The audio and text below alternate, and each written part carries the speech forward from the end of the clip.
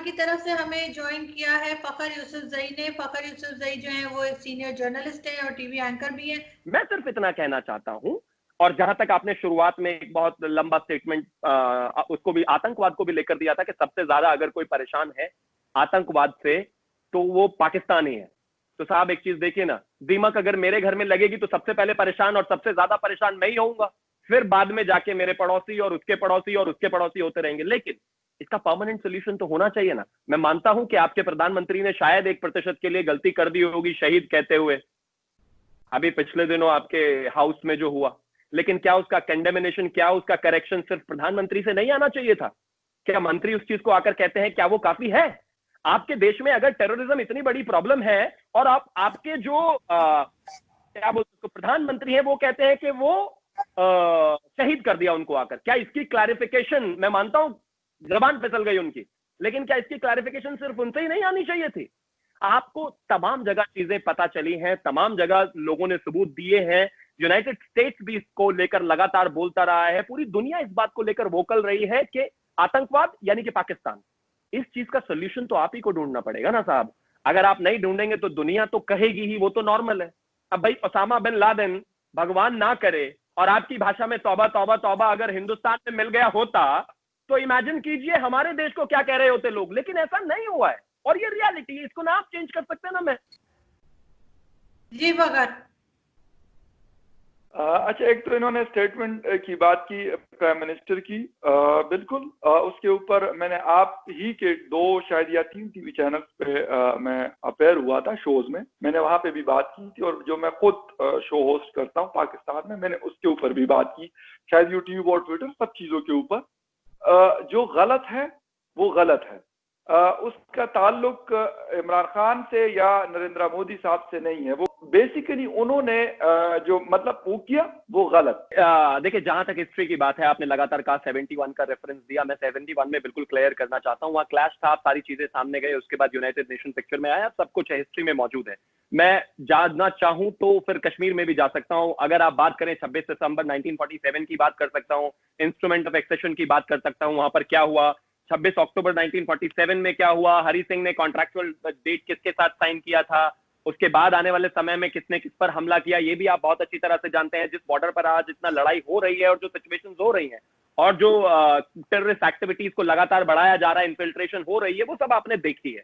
मुझे लगता है उसमें जाने से बेहतर ये है कि आज की अगर हम बात करें, करंट सिनेरियो में सिचुएशन ये है कि हिंदुस्तान ही सिर्फ आपको नहीं कह रहा है। आपने कहा कि हमने 130 अरब डॉलर का नुकसान किया, उसके अलावा हमने बहुत सारे आतंकवादी हमले देखे। मैं एक चीज आपको कह देना चाहता हूं, जब आपके यहाँ पर स्कूल पर हमला हुआ, हिंदुस्तान भी बराबर दुखी हुआ था। हिंदुस्तान के ज्यादातर लोग उस बात से बेहद खासे नाराज थे कि क्यों ये हुआ, क्या ये हुआ।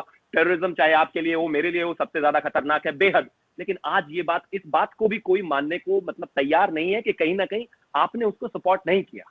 अगर सरकारों ने सपोर्ट नहीं किया होता तो इतने फल फूले नहीं होते। आप देखिए ना, प्रॉक्सी वॉर की तरह लगातार इस्तेमाल करना टेररिज्म को कहां तक सही है? मैं कहता हूं आपको कि चलो ठीक है, हिंदुस्तान तो आपका बॉर्डरिंग स्टेट है, यूनाइटेड स्टेट्स तक पहुंच गए साहब आप बॉम्ब लेके, और फिर आप कहेंगे कि टेररिज्म हमारे यहां पर भी है। कोई बाय करेगा इस बात को? नहीं करेगा ना।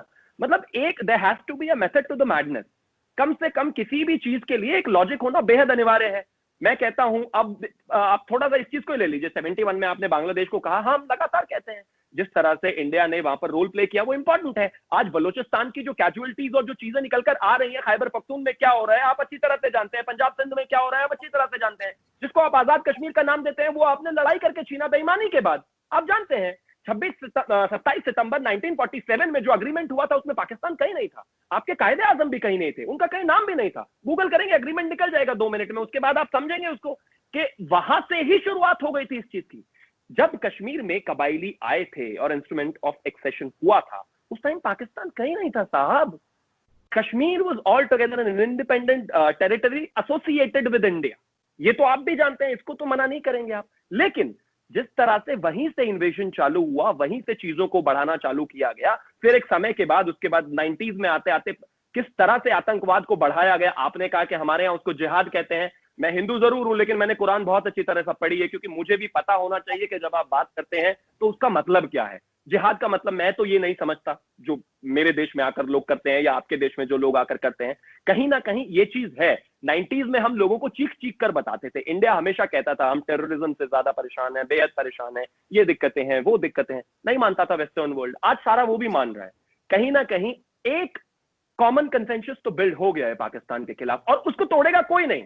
मैं भी कुछ नहीं कर सकता, मेरा देश भी कुछ नहीं कर सकता, आप ही को कहीं ना कहीं उसको इरेडिकेट करके चीजों को लाना पड़ेगा। लेकिन उसके लिए बेहतर है एक प्रॉपर पॉजिटिव अप्रोच। आपने इमरान खान की बात को कहा कि हाँ उन्होंने गलत किया ये चीज, वेल वेरी गुड, मैं कहता हूं आई रियली अप्रिशिएट इट। आपने ऐसा कहा, बहुत बड़ी बात है। अपने देश में बैठकर, जहां पर DGISPR आसिफ गफूर साहब का कितना चलता है सब जानते हैं, और भी कितने लोगों का कितना चलता है सब जानते हैं, मैं ज्यादा उसमें नहीं जाना चाहता। लेकिन आपने कहा, मैं कहूंगा कि चलो ठीक है, जर्नलिस्ट अप्रोच बहुत अच्छी बात है। लेकिन ये छोटी छोटी चीज हैं जो अंतरराष्ट्रीय स्तर पर आने वाले समय में राइटिंग्स बन जाती हैं। आप मतलब वो दीवारों पर लिख जाती हैं, किताबों पर लिख जाती हैं, उनको नहीं मिटा सकते आप यूनाइटेड नेशंस में जाकर कहेंगे कि नहीं हम भी इससे लड़ रहे हैं, और आपकी इतनी लंबी चौड़ी स्पीच है जो पूरी दुनिया ने सुनी जब हमने एब्रोगेशन ऑफ 370 किया, और उसके बाद आप शहीद कहेंगे, तो इसको ऐसे तो नहीं भूला जा सकता ना। ये तो हिपोक्रेसी एट इट्स बेस्ट वाली चीज हो गई। मेरा सिर्फ इतना सा मानना है, संबंध कहीं पर भी हो डिप्लोमेटिक लेवल पर हमेशा बेहतर हो सकते हैं, इसमें कोई दो राय नहीं है। लेकिन ये बात बिल्कुल क्लियर है, चाहे मेरे मुल्क और आपके मुल्क की बीच की बात हो, चाहे किसी तीसरे मुल्क की बात हो, कहीं ना कहीं हमें इस चीज में टेररिज्म को तो एनकाउंटर करना ही पड़ेगा, इस पर तो बात करनी ही पड़ेगी। और अगर आप नहीं करेंगे तो ये आपके लिए तो प्रॉब्लम है, जैसा कि आप कह रहे हैं। हालांकि मेरी सरकार और मैं इस बात को और मेरा देश नहीं मानते, लेकिन मैं फिर भी कहता हूं कि अगर ये प्रॉब्लम है आपके लिए और मेरे लिए भी, तो इसके बारे में तो बात करनी पड़ेगी, और इसके बारे में बैठकर हमें ही बात करके रिजॉल्व करना पड़ेगा। क्योंकि अल्टीमेटली एशिया में आने वाले समय में हर कोई लीड करना चाहेगा, अंतरराष्ट्रीय स्तर पर भी हर कोई लीड करने चाहेगा। पाकिस्तान चाहे छोटा देश हो, लेकिन छोटे देश भी आजकल बहुत आगे जा रहे हैं, ऐसा नहीं है, और उसके बहुत सारे एग्जाम्पल्स भी हैं।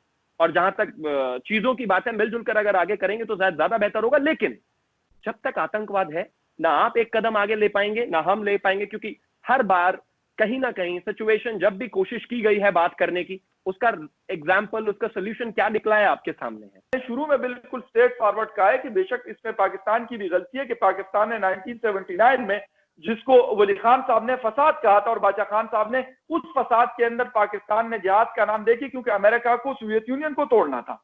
ये सारी कहानी जब वहां शुरू होती है, तो वो ये सब चीजें हिंदुस्तान अपने तरीके से